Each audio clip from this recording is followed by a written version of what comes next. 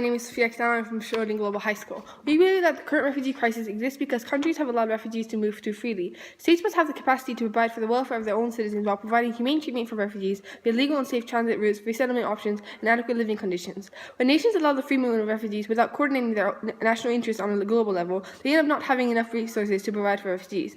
Condition 1. Not enough resources to provide for refugees. Currently, Europe has too many refugees to care for them humanely. According to the UNHCR, Greece alone has faced an 850% increase of refugee arrivals in the first 8 months of 2015 compared to 2014. This strains countries which are entry ports for refugees. For example, in Lesbos, Greece, 68,000 asylum seekers experienced police beating, tear gas, hunger, and chaos. In overcrowded asylum centers in Germany, there were numerous incidents of rape, sexual assault, and forced prostitution. Children, men, and women have to share showers, toilets, and sleeping arrangements. Women and children are left unprotected against rape.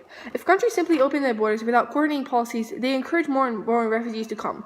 A study of OECD nation policies found that tighter border control policies decrease the number of asylum seekers by 12%. Such policies allow nations to make decisions, coordinate policies, and create a system to bring people in. Without such a system, the number of refugees and the violation of human rights will increase. The United Nations Convention on Refugees ensures that people who are uprooted by war and strife receive humanitarian assistance and are treated with dignity. EU countries were able to ensure these human rights when they only opened borders to refugees in desperate need. Now, EU states are unable to keep up with the refugee crisis. This is why refugees suffer even in Europe. Contention 2. Fuel the illegal migrant smuggling trade. Migrant smuggling to Europe is a large business, with Libya's migrant smuggling business generating $170 million of profit in 2014 alone. Dangerous smuggling of people in Europe kills thousands of migrants. This is because there is little regard for their safety. According to the Human Rights Watch, smugglers routinely overload asylum seekers to rickety boats and trucks, give them insufficient food and water, and put their lives in serious danger. For example, according to the UNHCR, in 2015 alone, 3,800 people died trying to cross the Mediterranean. Land routes are also dangerous. 72 suffocated to death in a smuggler's truck crossing from Hungary to Austria. If more countries open their borders, more refugees will take risks. More smugglers will take advantage of refugees who cannot access legal channels.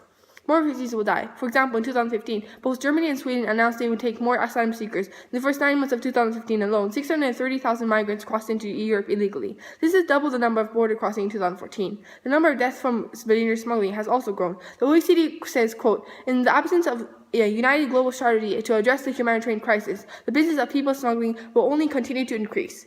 Unquote. It is irresponsible for nations to pursue policies which give refugees hope for a new life in a safe country when the routes are dangerous. Taking this plan will only increase dangers for refugees. Next, I will respond to my opponent's arguments. First, contention 1, that we will win the war against ISIS. Opening borders to refugees will not stop ISIS recruitment or rhetoric. According to the Citizens of Global Citizens, ISIS uses a variety of recruitment tactics. First, ISIS finds people online and pays them $10,000 to join ISIS. Second, ISIS isolates teenagers who are already isolated. Third, ISIS manipulates recruits. The fourth way is to target young Muslims who are facing identity crisis. A report by Congress says that 250 Americans have attempted to join ISIS, and many of these are former refugees. 18-year-old Dadi Mali, for example, explains that many people tell him he is a terrorist since he is Muslim. ISIS recruits those who feel like outsiders. Ali's community in Minneapolis has the largest population of Somali in the country, many of who come as refugees in the 1990s. Since 2007, 24 have left to join extremist groups. So first of all, this shows that simply opening borders to refugees will not stop ISIS recruitment because ISIS uses the internet, money, and manipulation to recruit members. According to the Daily Mail, leaked ISIS documents have shown that 70% of recruits have hardly any knowledge of Islam. We need to stop recruiting process by increasing education and awareness. Second, refugees join ISIS when they feel like they don't belong anywhere they are. The U.S. opened borders to Somali refugees and relocated them. Yet, once they were in U.S. communities, they felt isolation, so they became terrorist recruits. The problem is not the closed borders, but the fact that these people feel isolated. If we don't stop isolation and discrimination, potential ISIS recruits will only continue to increase even after we open up borders.